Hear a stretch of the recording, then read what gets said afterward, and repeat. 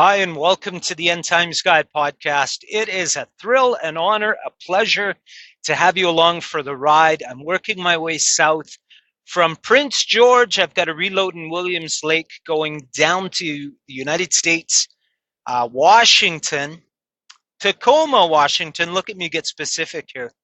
And I'm just whistling Dixie, whatever that means, because it's not tarped. I'm so sick of tarping. We're barely starting into the bad weather, and I've been tarping every load. And now I've got a load of lumber heading into the States that doesn't have tarps. And I love those. I'll pull into there, and good Lord willing, they'll have that load on my deck in a matter of 20 minutes. I throw my straps over and tighten them down in another 15 minutes, and I'm back on the highway. That is ideal. That's exactly what you want. You get to the other end, same thing. Pull those straps off, and the lumberyard I'm going to in Tacoma, super quick, really easy access. You drive in.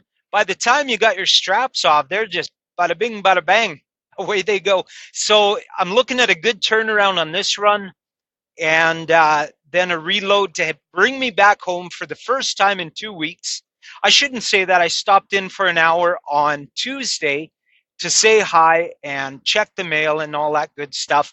And then it was back on the road. So I'm looking forward to a weekend at home to relax, well, I've also been praying that when I get home, to be more of a minister in the home. As my daughters are 19 and almost 18, I have been backing off. I'm not trying to oversee their lives, and they're doing very well with their lives. They're not out partying. They're not out sleeping around. They're not, they're doing well with their lives, but I've kind of slacked on my job as the spiritual leader according to God's plan. And as long as they live under my roof, they are my responsibility to shepherd, to encourage, to strengthen. And I haven't been ignoring or neglecting that, but I have been slacking off. So on the weekends, I want to really be more invested in their spiritual lives. My younger daughter, I did send her down to Ellerslie discipleship training, a tremendous experience. And living on campus around other God-fearing saints who live righteously before God, they were getting culture shock when they left the campus and went into the quote-unquote real world. They were horrified at the clothing and the attitudes and the things being said by the people around them. That's exactly what the children of God should be. We should be experiencing culture shock every time we look into the culture. And if we're not, it's because we're desensitized. It's like you walk into a room and right away your nose wrinkles and the stench is just awful. But then after an hour, you don't really sense it anymore. And that's kind of what being in our culture is like. You're around it for so long that you don't notice the stench of it anymore. And may we be separated, truly separated, to the point where we're horrified with the stench of the culture we find ourselves living in. I have good news and bad news. And I'm going to start with the good news because I like the good news. The good news is God has indeed a tremendous plan for your life. Listen to me. It's not an easy life. It's not an easy plan, but it is a perfect plan. It's a narrow way, and it gets narrower as you go. It starts off with a little wiggle room, and it's fairly level and grassy and green and beautiful. But the way gets narrow, and it leads through some mountains, and it leads through some valleys. It leads through wilderness and hard places. But God has invested a tremendous amount of effort in perfecting this path for your life. This is the work of salvation.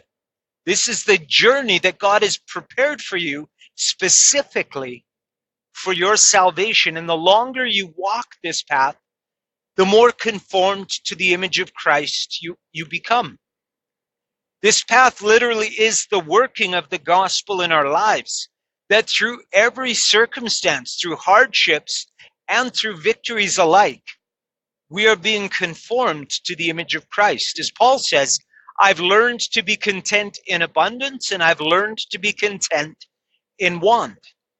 So wherever the path is leading us, the flesh may moan and whine, or the flesh may exult, but it's irrelevant. It's still the path of God, no matter how it feels.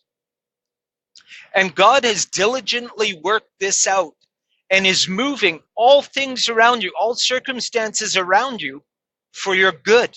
He knows that the exact number of valleys you need to walk through to be refined, the exact number of mountaintops you need to be encouraged on, and every obstacle in between. God's plan for you is a plan of love and a plan of diligent work. He's willing to invest tremendous effort in your salvation. When we see the amount of work God has put into saving just one of us, it's going to numb our minds that he did all of that, every little bit of it, organizing and planning each day throughout all of our thousands and thousands of days, each one orchestrated like a symphony, bringing about all the right circumstances that we might be saved. This is a work of love, truly. Because if you didn't love someone dearly, you would never invest this much effort. Believe me. But you know what? God sends ministering spirits as well to accompany us on this journey. Not only are we dealing with experiences, from time to time, we get encouragement by way of a ministering spirit.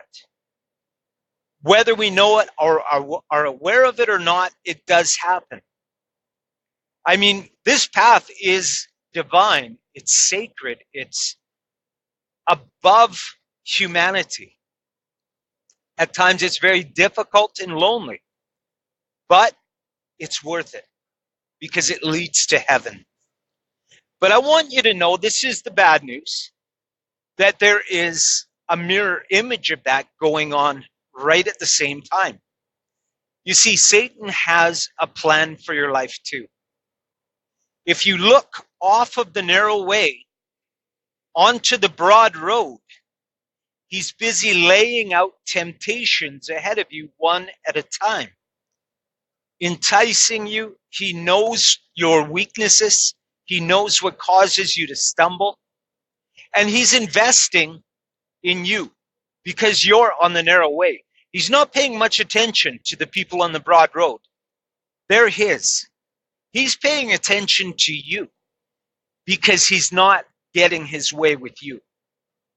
And if he can cause one of God's elect to leave the narrow way, they rejoice like you wouldn't believe. They revel and leap up and down and shriek and howl with delight because they have caused one of God's lambs to stray.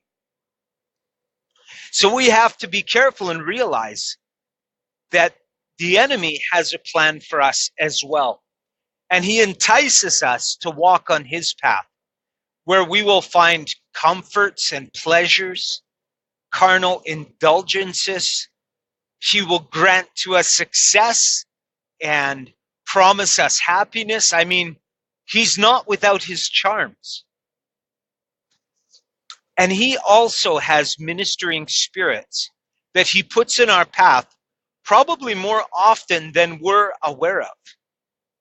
And not necessarily in the form of a supernatural entity, but merely someone under his dominion.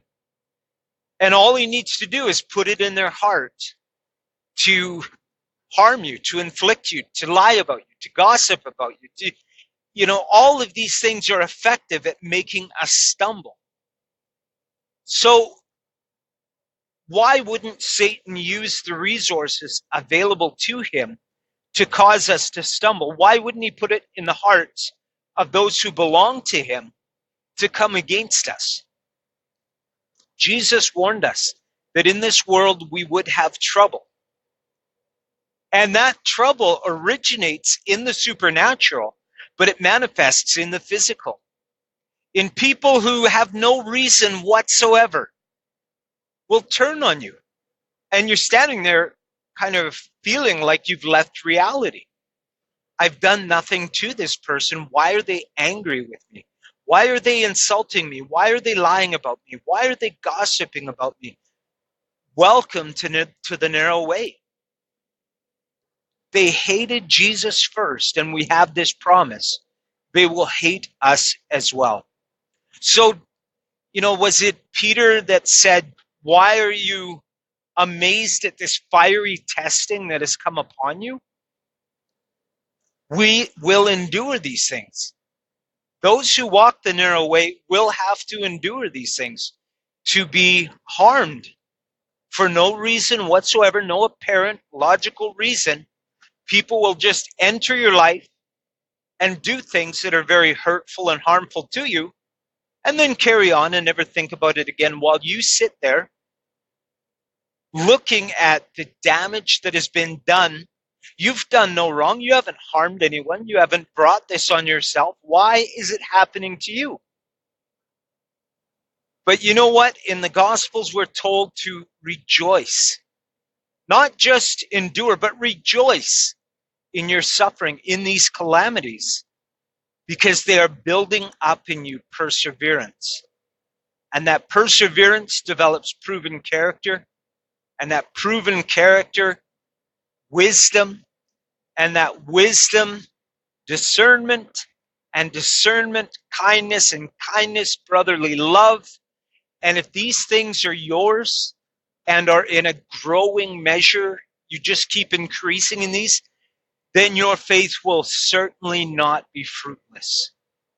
You do not labor in vain. You do not walk the path in futility, if these things are yours and are increasing.